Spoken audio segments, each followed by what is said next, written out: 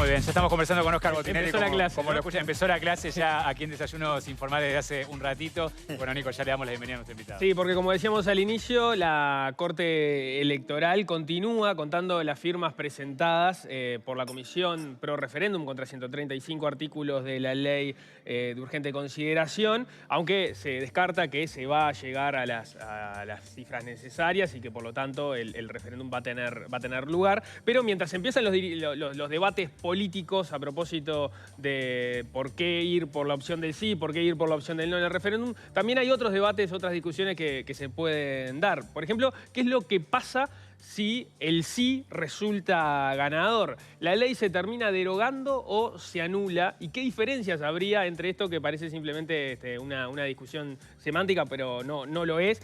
Sobre este tema ha estado escribiendo en El Observador el politólogo Oscar Botinelli, a quien, como ya veían, lo tenemos aquí al lado sentado en la mesa. Bienvenido, buenos días. Buenos días, ¿qué tal? Botinelli, un placer. Buen día. Gracias. Le confieso que cuando leí su columna en El Observador, la primera, porque creo que ya son dos en total sí. sobre el asunto, me di cuenta que había estado siempre sobre el error pensando que el referéndum era para derogar una ley. Sin embargo, lo que usted plantea allí, y es uno de los puntos posibles de partida para esta conversación, es que en realidad no está zanjado si se anula o se deroga una ley con el recurso del referéndum. ¿Por qué sería importante esta discusión y qué es lo que pasa concretamente? Bueno, por orden. El Uruguay tiene una vieja costumbre de lograr un gran consenso para escribir las cosas que permitan que después se siga discutiendo igual cada uno en su posición y no queda nada resuelto. Y eso pasó con la ley reglamentaria del referéndum de abril del 89, porque cuando quisieron redactarla, Gonzalo Aguirre escribía derogar la ley. Y eso le quitaba todo efecto, ahora explico qué es, le quitaba todo efecto a el referéndum. Es decir, se llegaba a derogar la ley de caducidad, pero ya había producido efectos. Entonces dijeron, esto es una trampa, venía un clima, algunos recordarán, bastante espeso, porque si las firmas se validaban, no se validaban. Solo yo acá, ellos son los tres muy jóvenes. ¿Qué? Solo yo recuerdo acá, ellos tres son muy jóvenes. ¿Recordás cuando estalló también la Guerra Mundial? No. No, eso está... Entonces, y las otras instancias que hubo, que fue el de... Bueno, la discusión se terminó porque se convalidó la ley, ¿no? Quedó como una discusión teórica.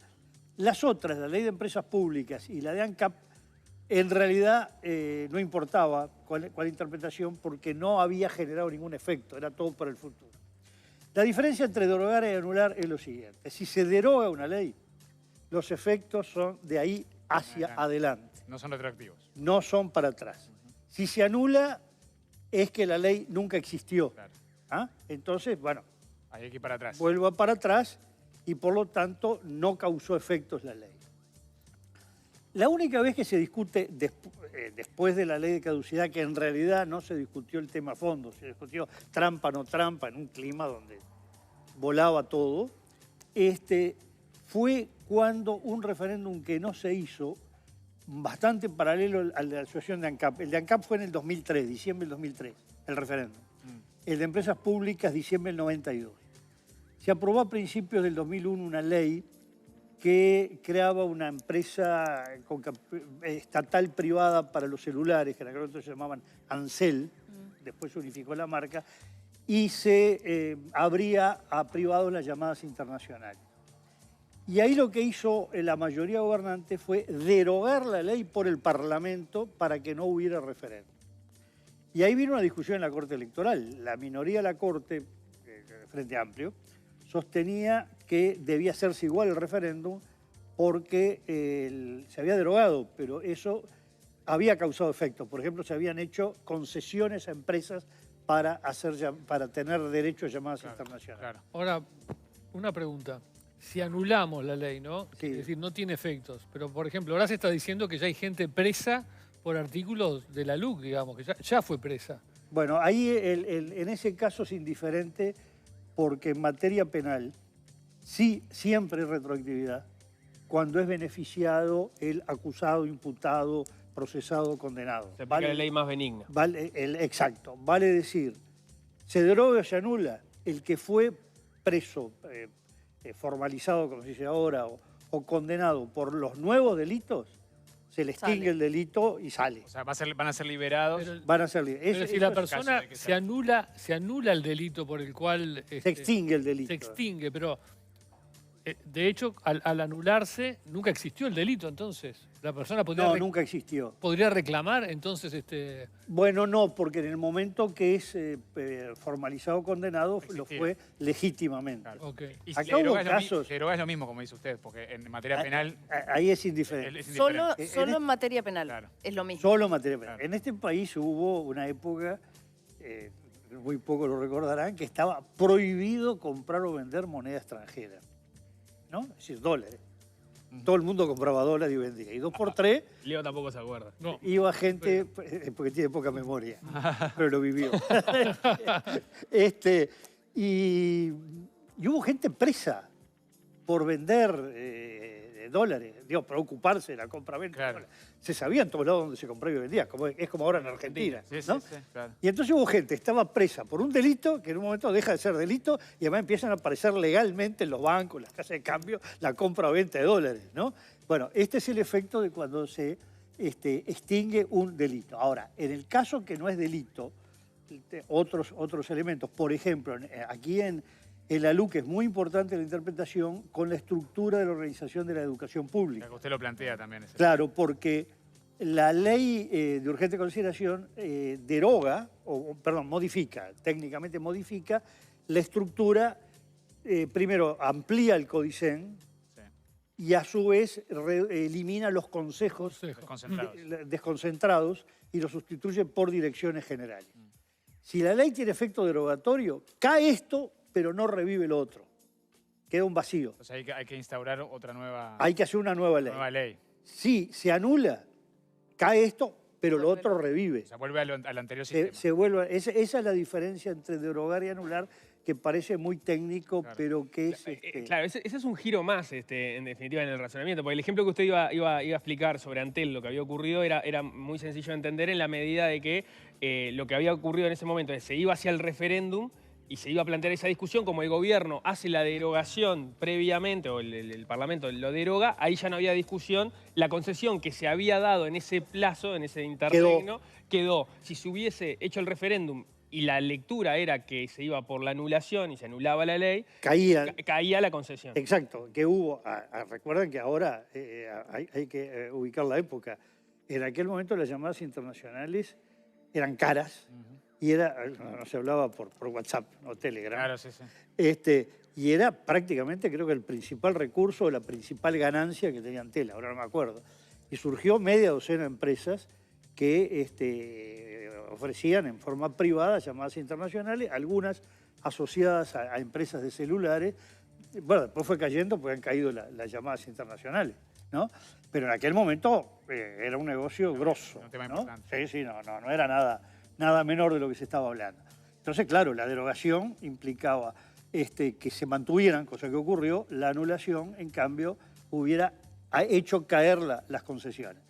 Esto se debatió en la Corte Electoral y la discusión, el tema, algo sirve, pero algo no, porque fue muy sobre el aspecto puntual si se hacía un referéndum sobre una ley que ya había sido derogada. Entonces, el eje central de la discusión no fue del todo este eje central, ¿no? Es decir, en realidad este tema prácticamente en Uruguay no se ha discutido muy a fondo, ni siquiera a nivel de cátedra. Sí hay un trabajo de cuando, porque no nos olvidemos que los referéndums contra las leyes se crean en la reforma del 66, la Constitución del 67. Y entonces cuando Alberto Pérez Pérez, que entonces era uno de los catedráticos de Derecho Penal, murió hace unos años, hace un trabajo sobre la nueva Constitución, analiza este tema expresamente. Es el trabajo más desarrollado que hay sobre este tema que yo recuerdo, de repente hay algún otro que no conozco. Y él ahí sostiene la tesis que lo que creó la nueva Constitución de entonces era que las leyes se aprobaban en forma provisoria por un año, es decir, provisoria hasta que pudieran ser recurridos. Si el recurso juntaba, en este caso, las adhesiones, Iban a un referéndum. iba a referéndum y seguía provisoria hasta que el referéndum era el veredicto. Claro. Queda, no queda, no queda, se borró, queda quedó firme. Porque el referéndum, Claro. es bueno repasarlo, recordarlo, que quizás también siempre va contra las leyes, ¿no? Los Contra las leyes que ya están vigentes, ¿no? Sí, hay una terminología. Quiero aclarar, en Uruguay se confunde mucho qué es plebiscito y referéndum. Por eso, sí. Cosa que no es un problema uruguayo. En el mundo entero hay un entrevero. Lo mismo que en Uruguay se llama plebiscito, en Francia, en Alemania, Le llaman referéndum. en Italia se llama referéndum y lo que nosotros llamamos referéndum en Suiza se llama plebiscito. Así que Claro. el término tire para arriba y baraje el que quiera. Pero en Uruguay plebiscito se le llama a los actos, esto, democracia directa, que son para aprobar algo y eso es de materia constitucional. Dicho en buen romance, es una reforma constitucional. Los referéndums empezaron en Uruguay contra lo que podemos llamar leyes departamentales, los decretos La de del juntas Vintén. departamentales, La que del- hubo el uno... Vintén del boleto. después se esconde la Ahí edad. sí que se te cayó la cédula. No, se pero cayó la eso, cédula. eso es Fue en 19, julio, eso no. en julio del 51. Ah, 51. El Vintén era la moneda de 2 centésimos de peso, Claro. ¿no? Hoy sería insignificante. Bueno, el boleto aumenta de 8 centésimos a 10, un Vintén. Y se hizo un referéndum, ¿no?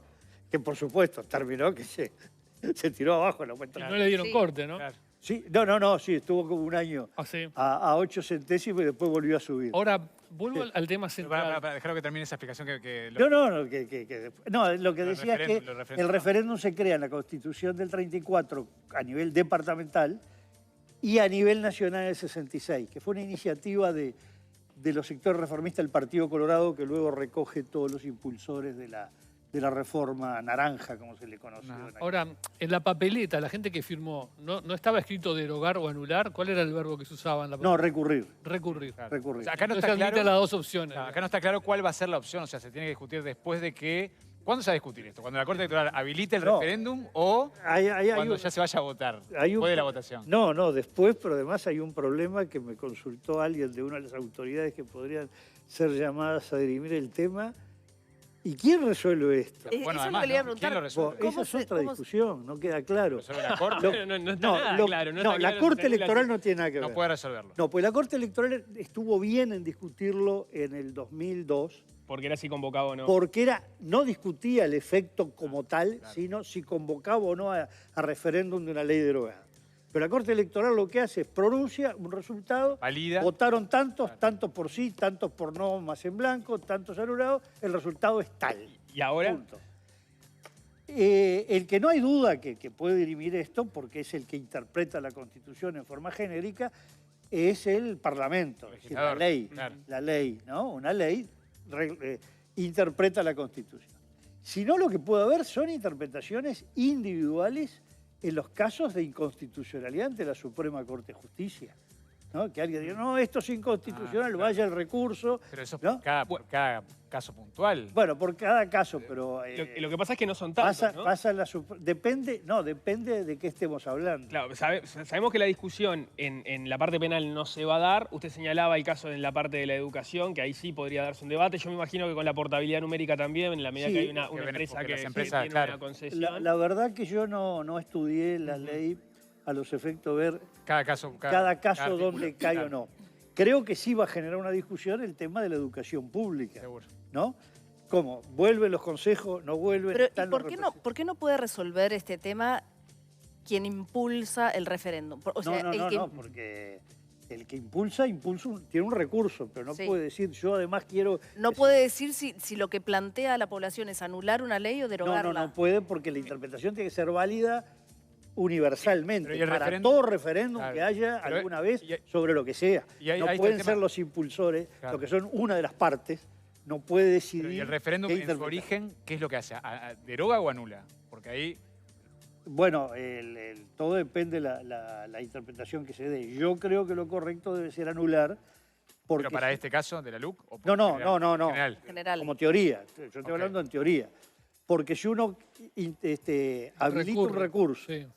y luego dicen, pero como el recurso demora, mientras demora hago lo que quiero y eso queda firme, Claro. el recurso cae, como lo estoy explicando Sí, muy no, pues bien. se entiende, se se entiende, sí. perfora Sí, la claro. actividad del Sí, se perfora al punto que se deshace Claro. el recurso. Yo hago una ley, en 30 días causo todos los efectos, vayan al recurso que ya hice lo que quise. El recurso lo anulo, es decir, lo mato. Es como que no hubiera existido la ley. Entonces lo que necesito es que el recurso tenga sentido. Para que tenga sentido tiene que anular. La ley nunca existió, ¿no? Por lo menos Está sentido, claro, o sea, sentido completo, digamos. claro. Claro. O sea, si la intención del referéndum es recurrir a una ley existente, una ley vigente, Claro. lo coherente es que se anule esa ley para que los efectos Claro. o sea, se dé marcha atrás. O sea. Claro, lo que pasó con la ley de caducidad, Sí. que puede pasar con cualquier ley de amnistía, por ejemplo, Ajá. de cualquier delito, pero incluso puede ser de amnistía tributaria, aduanera, de delito electoral. La amnistía entra a regir en el momento que se aprueba, que se promulga una ley. Sí. ¿No?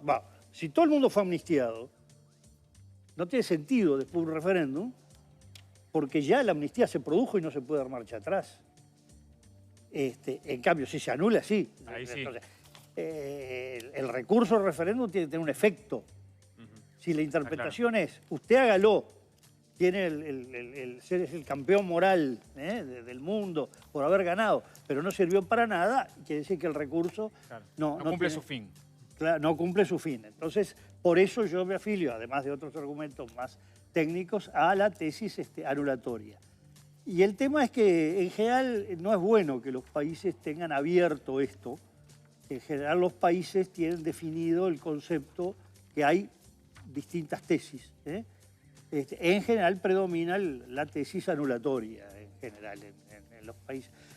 Vamos a aclarar que la democracia directa no es una cosa demasiado extendida en el mundo. No, es cierto. De hecho, Uruguay es uno de los exponentes. Sí, el país que más ha desarrollado esto, cosa que es muy conocido, Suiza, Claro, sí. y además como Suiza es un estado federal, tiene los referéndums, los plebiscitos a nivel federal y en cada uno de las partes federadas que se denominan cantones o los semicantones, que en total, si no me equivoco, son unos 26.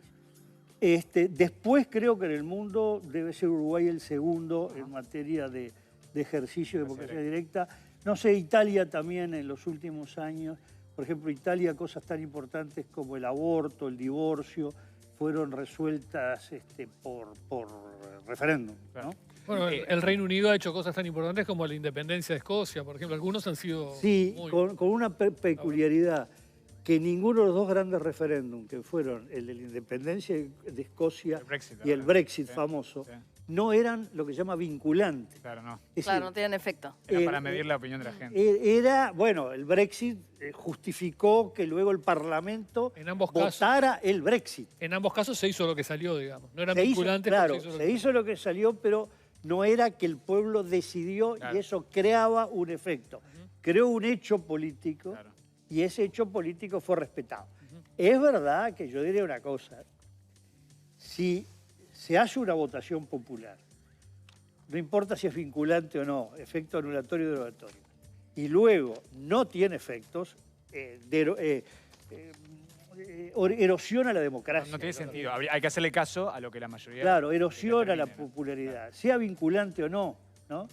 Esa de las cosas que hay que tener en cuenta.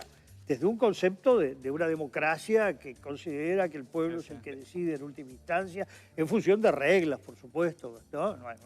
No es a las atropelladas. Pero... De todos modos, Claro. formalmente esta es una discusión que eventualmente se va a dar si triunfa el sí y que se podría dirimir por esas dos vías que usted decía. Por un lado, o por una ley interpretativa votada en el Parlamento, entiendo yo, con mayoría simple, ¿no? No, requiere mayoría absoluta. Mayoría absoluta, o sea que ahí se requeriría un gran consenso político. No, absoluta es... Es la mitad más uno. Por eso, mayoría simple. Sí, sí. Ta. No, simple se dice cuando tiene más votos a favor que en Claro. contra, pero puede... La mitad más Esto es la mitad más más uno. uno. No, la mitad más medio. Como Más medio, Más está medio. bien, como- está bien. Quedé pensando en lo que decían los referéndums, porque hay un caso muy polémico en Uruguay que era la ley de caducidad, ¿no? Que las dos veces que fue a referéndum fue reafirmada por Sí. el electorado y sin embargo no está vigente. Bueno, ese es otro tema La ley que no interpretativa. tiene nada que ver Claro. en este sentido. Tenemos que cerrar, le pido breve. Sí, la ley de caducidad fue declarada inconstitucional por la Suprema Corte de Justicia. Entonces esto ya no tiene que ver con los referéndums, con los plebiscitos, sino con que, bueno, el pueblo la reafirmó dos veces, el 16 de abril del 89 y después del 2009. 2009, junto con las elecciones, Pero la Suprema Corte de Justicia dijo, no, pero esto es inconstitucional, por lo tanto no se... Está bien. Además no declaró toda la ley, declaró Claro. lo que pasa que era la parte más La importante de la pretensión ley. punitiva, claro. Claro, La caducidad de la la pretensión caducidad de punitiva. la pretensión punitiva es lo que declaró inconstitucional. Bien. Oscar Botinelli, muchísimas gracias. No, por no, esta muchas Gracias, gracias. gracias. Muchas gracias. Fue un lindo dolor Muy de cabeza. amable. Seguiremos igual, obviamente, consultándolo porque esto va para largo, ¿no? Esta discusión. Gracias por acompañarnos.